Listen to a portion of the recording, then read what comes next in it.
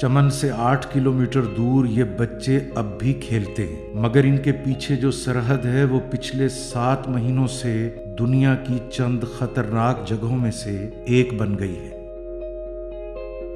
کلی لالی اڈا کوہل کا یہ واحد پرائمری اسکول اور سرحد کے درمیان فاصلہ صرف ایک گولے کی مار کا ہے۔ پاکستان اور افغانستان کے درمیان جھڑپیں شروع ہوئیں تو سب کچھ بدل گیا۔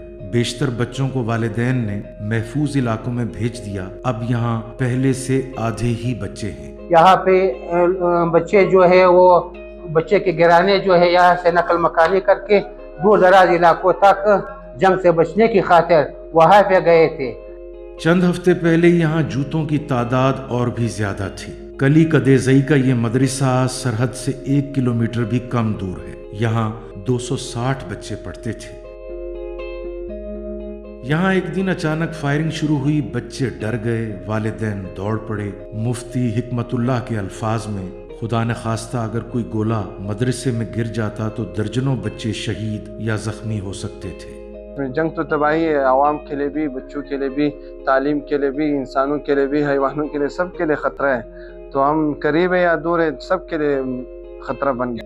یہ بچے آج واپس جا رہے ہیں، کتابیں بستوں میں بند ہیں، کل کا کچھ پتہ نہیں۔ جنگ میدانوں میں لڑی جاتی ہے، نقصان کلاس روموں میں ہوتا ہے۔